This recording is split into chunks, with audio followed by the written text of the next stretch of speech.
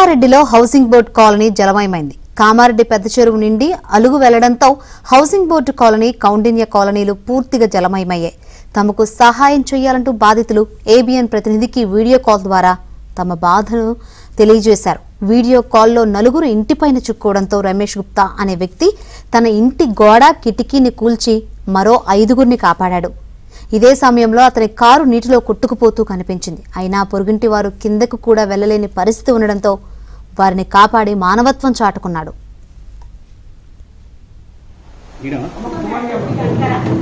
మెల్ల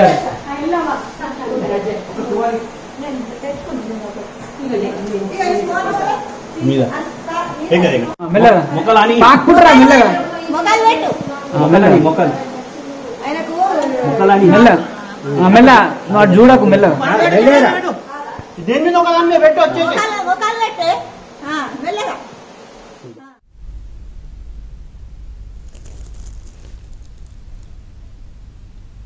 కామారెడ్డి జిల్లాలో భారీ వర్షాలు పడుతూనే ఉన్నాయి. వరద తీవ్రత తగ్గటం లేదు.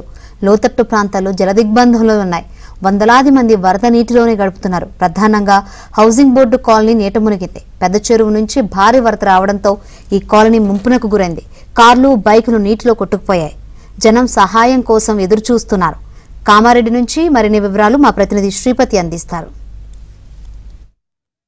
కామారెడ్డి జిల్లాను వరద ముంచెత్తుతోంది. భారీ వస్తున్న వరద వల్ల కామారెడ్డి పట్టణము పూర్తిగా జలదిగ్బంధంలో చిక్కుకుంది. అలాగే ఎల్లారెడ్డి ప్రాంతంలో కూడా భారీ వరద కొనసాగుతుంది. దీంతో కామారెడ్డి జిల్లా వ్యాప్తంగా కూడా జలం విలయ తాండవం చేస్తుందని చెప్పుకోవచ్చు. ప్రస్తుతం మనం చూస్తున్నాం కామారెడ్డిలోని ఇది హౌసింగ్ బోర్డు కాలనీ ప్రాంతం.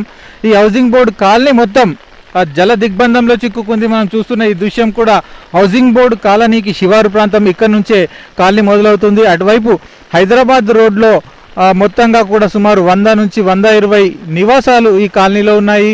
పై భాగంలోని కామారెడ్డి పెద్ద చెరువు నుంచి భారీ వరద వస్తుంది, అలాగే అలుగు పారుతోంది. దీంతో గత రాత్రి మొదలైన వరద ఇప్పటికీ కూడా కొనసాగుతూ ఉండడం వల్ల కాలనీ మొత్తం నీటిలో మునిగిపోయింది. మనం చూస్తే కార్లు కూడా ఈ పక్కనే ఉన్న కార్లు, నిలిపి ఉంచిన కార్లు మొత్తం నీళ్ళలో ఉన్నాయి. కొద్ది ముందు భాగంలో ఈ వరద ప్రవాహానికి కార్లు నీటిలో కొట్టుకుపోయాయి, అలాగే 2 వీలర్స్ కూడా నీటిలో కొట్టుకుపోయాయి. సుమారు 50 నుంచి 55 వాహనాలు ఈ వరద నీటిలో కొట్టుకుపోయి గల్లంతైనట్లుగా కూడా ప్రాథమికంగా అంచనాకు వచ్చారు. మరోవైపు జనాలు బయటకు రాలేని పరిస్థితుల్లో ఉంది. కాలనీలోని లోపల భాగంలో ఇళ్లలో ఉన్న వారంతా కూడా ఉదయం నుంచి ఇళ్లలోనే ఉన్నారు.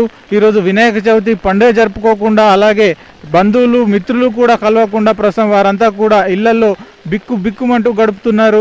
మరోవైపు జనసందడి లేకపోవడము, అలాగే వాహనాలన్నీ కూడా నీటిలో చిక్కుకోవడంతో ఈ ప్రాంత ప్రజలంతా తీవ్ర భయాందోళన చెందుతున్నారు. అంటే ఏ క్షణంలో ఈ వరద ముప్పు మరింత పెరుగుతుందో అనే ఆందోళన కూడా వ్యక్తమవుతోంది.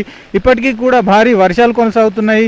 దీంతో పైభాగంలోని వాగులు, వంకలు, చిన్నపాటి చెరువులు కూడా పూర్తిగా నిండడం వల్ల వరద ఏరులై పారుతూ వస్తుంది.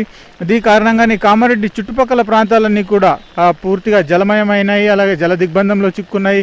లోతట్టు ప్రాంతాల్లో ఇళ్లలోకి కూడా వరద నీరు చేరింది. దీంతో చాలామంది ఇళ్లలో ఉండలేక బయటకు వచ్చి దాబాలపైకి చేరి కాలం గడుపుతున్నారు. అలాగే వారి దినచర్యలు పూర్తిగా నిలిచిపోయాయి. సాధారణ లావాదేవీలు, జనజీవనం కూడా పూర్తిగా స్తంభించిపోయిన పరిస్థితి కనిపిస్తోంది. మరోవైపు వ్యాపార లావాదేవీలు సాగడం లేదు. దుకాణాలు, వ్యాపార కేంద్రాలన్నీ కూడా మూసి ఉన్నాయి.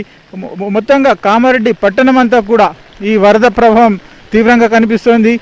మరోవైపు ఎల్లారెడ్డి ప్రాంతంలో కూడా భారీ వరద కొనసాగుతోంది. అటు పోచారం ప్రాజెక్టు, సింగీతం, కళ్యాణి ప్రాజెక్టులు పొంగి పొర్లుతున్నాయి. దీంతో రోడ్లపై నుంచి వరద పడడం వల్ల రోడ్లు కూడా పూర్తిగా తెగిపోయి రాకపోకలకు అంతరాయం కలుగుతుంది. ప్రధానంగా ఎల్లారెడ్డి నుంచి కామారెడ్డి వచ్చే మార్గంలో లింగంపేట వద్ద రోడ్డు తెగిపోయి రాకపోకలకు అంతరాయం కలుగుతుంది. మరోవైపు గాంధారి మార్గంలోను, అలాగే నిజాం సాగర్ ప్రాంతంలో బొగ్గు గుడిసె వద్ద వాగు ఉధృతంగా ప్రవహిస్తుంది.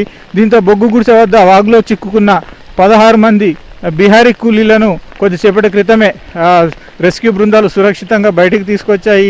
మరికొన్ని ప్రాంతాల్లో రహదారుల నుంచి సంబంధాలు తెగిపోవడం వల్ల కొన్ని గిరిజన గ్రామాలు, అలాగే గ్రామాలు పూర్తిగా రాకపోకలు నిలిచిపోయి జనాలు ఇప్పటికీ అవస్థపడుతున్న పరిస్థితి ఉంది. అలాగే తలమడ్ల వద్ద, బిక్నూరు మండలం తలమడ్ల వద్ద రైలు పట్టాల కింద నుంచి వరద నీరు పారుతోంది. అంటే రైలు పట్టాల కింద ఉన్న కంకర, మట్టి కూడా పూర్తిగా కొట్టుకుపోయి ప్రస్తుతం రైలు పట్టాల పరిస్థితి కూడా ప్రమాదకరంగా మారింది. ఈ కారణంగా ఈ నిజామాబాద్ కామారెడ్డి మీదుగా సికింద్రాబాద్ వైపు వెళ్ళే 4 రైళ్లను దారి మళ్లించారు. అంటే మరో మార్గంలో ఈ రైళ్లను సరఫరా చేస్తున్నారు. అలాగే వాహనాలను కూడా 44వ నంబర్ జాతీయ రహదారిపై కూడా వరద పారుతుండడం వల్ల వాహనాలను కూడా దారి మళ్లిస్తున్నారు. ఇది ప్రస్తుతం కామారెడ్డిలో వరద తీవ్రత పరిస్థితి. వీడియో జర్నలిస్ట్తో శ్రీపతి, ఏబిఎన్ ఆంధ్రజ్యోతి, కామారెడ్డి నుంచి.